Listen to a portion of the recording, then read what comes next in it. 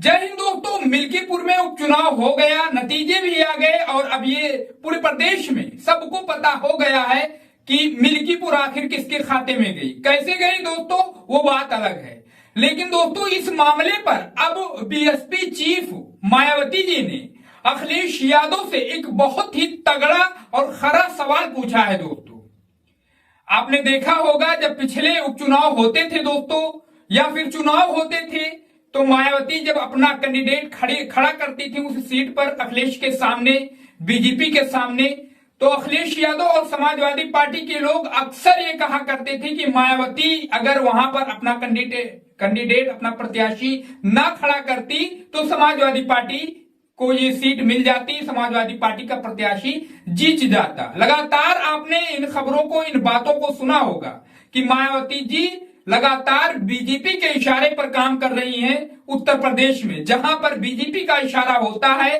वहीं पर वो समाजवादी पार्टी के सामने प्रत्याशी खड़ा करती हैं और वोट काट कर समाजवादी पार्टी को हरवा देती हैं। आपने इस चर्चा को कई बार डिबेटों में देखा होगा, समाजवादी पार्टी के नेता कहते हुए इस बात को दिखाई देते हैं।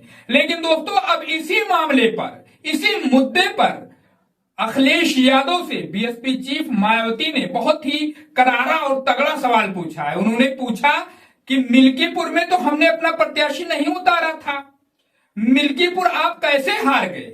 और कैसे हारे तो हारे, लेकिन इतनी भारी और बड़ी अंतर से कैसे हारे? दोस्तों ये भी एक अलग बात है, सोचने वाली बात है कि हाँ हमने मिल्कीपुर में देखा, कई वीडियो, कई जो है क्लिप वायरल हो रहे थे जिसमें देखा जा रहा था कि मिल्कीपुर में सरकारी मशीनरी वोटिंग के दौरान किस तरीके से काम कर रहा था और किस तरीके से, कई तरीके से खबरें वायरल हो रही थी।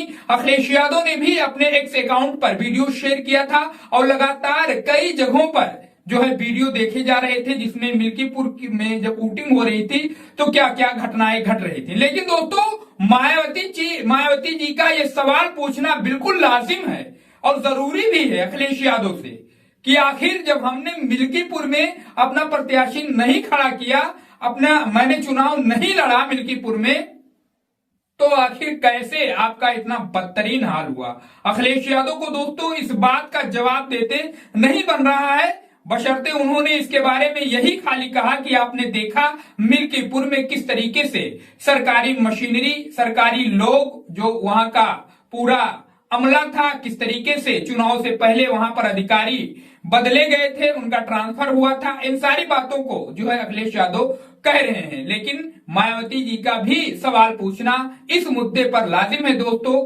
जैसे कि समाजवादी पार्टी के नेता इस बात को कहा करते हैं कि मायावती जी बीजेपी के इशारे पर काम करती हैं। आपकी इसमें क्या राय है?